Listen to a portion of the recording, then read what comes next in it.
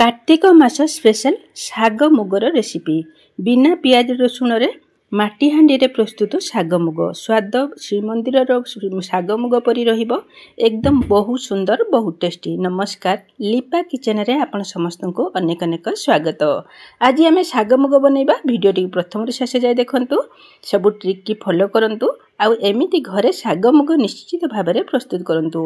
मु एठी 100 ग्राम रो मुग डाली नैची, चुपा छड़ा मुग डाली मार्केट रे जो बिक्री हुए से कच्चा मुग डाली चुपा छड़ा से को नैची। आमे कोन करबा ना, प्रथमे मुग डाली टाकू धोई के नै आसीबा। मटी मुग डाली की धोई के नै आसीची। धोई के आनी साइला परे आमे गैस को ऑन कर दबा। ऑन कर दे की उठे माटी हांडी बसैबा। आउ सेथिरे आमे कोन करबा ना, गोटे चामच आमे एठी घियो दे दबा। गोटे चामच घी दे देके गैस को आम मीडियम रे रखिबा, मीडियम टू हाई रे रखिबा। हाई रे रखिकी आमे कोन करबा ना, आमे जो मुगटा को धोई के आनथिले से सब को आमे ऐड कर नबा। आउ ताकू आमे 2 ରୁ 3 मिनिट पर्यंत एमती होची भाजीबा, जो द्वारा कि मुग डाली हमर भले से भाजी हे जिवो आउ स्वाद बहुत बढ़िया आसीबो। एही रेसिपीटी जदी आपन को भलो लागे लाइक शेयर सब्सक्राइब करबा को अनुरोध रहिला। फेसबुक पेज देखतुले फॉलो करिवे। यही देखंतु एठी होची 1 ରୁ 2 मिनिट हे गलानी। एठी केते माने धुआं बाहरची, माने डाली हमर भाजी हे जाउची। जितले भलो से हमर पूरा भाजी हे जिवो, एकदम झणझणे हे जिवो, सेही स्टेप रे हमें कोन करबा ना सेथरे हमें किछि होची पानी ऐड करबा। मु जोथिरे नैथिली मुग डाली सेही गिना रे मु एठी दे देची 2 गिना होची पानी। जो गोटे पात्र सेट करिवे, जो द्वारा कि ई रेसिपी बनया पई एकदम पूरा बहुत बढ़िया हबो। देखो तो मुझे पानी दे दीजिए, एकदम पूरा हाई फ्लेम कम नबा। आ पानी सहित डाली टाको भलसे मिसई दबा। मिसई देकी आमे सेतरे किछि परिबा ऐड करबा। एथि परिबा भितरे मु एठी हिची बुइत कखारु नैची, ता सहित मु एठी होची नैची सारू होची 3टा, ता सहित गुटे बाइगण को छोट छोट पीस करके देइछि। ए सब को देकी आमे सेतरे दे दबा हळदी गुंड, स्वाद अनुसार लूण दे दबा।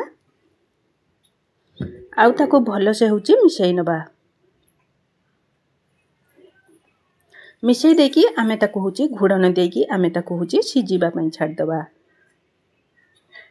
एठी देखंतु 4-5 मिनिट परे हमर मुग डाली होची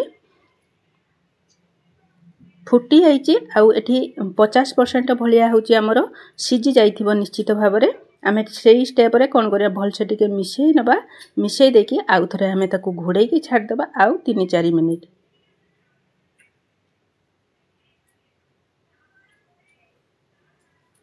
आउ 3-4 मिनिट घोड़े की रखिला परे आमे एथर कोन करिबा ना, एथर होची कवर काढिबा।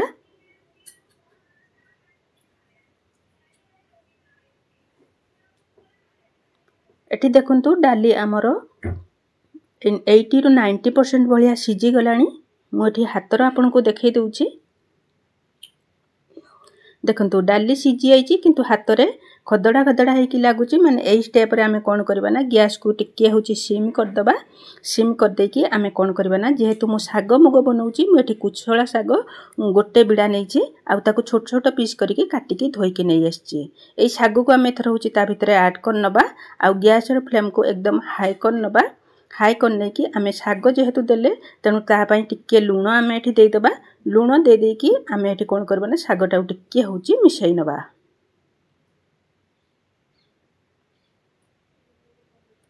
देखंतु शाग मु एठी मिसई नैची। बस एई स्टेप रे आमे कोन करबा ना, शाग को एकदम पूरा डाली सहित मिसई दबा। मिसई देकी गैस को एकदम हाई कर नबा, केवल 1 मिनिट पई। आउ आमे घुड़ेबा नहीं। देखंतु ये 1 मिनिट परे केते पानी आसी आइची। जेहेतु कोसला शाग रे पानी बाहरे, तेणु पानी दबा आउ दरकार नहीं।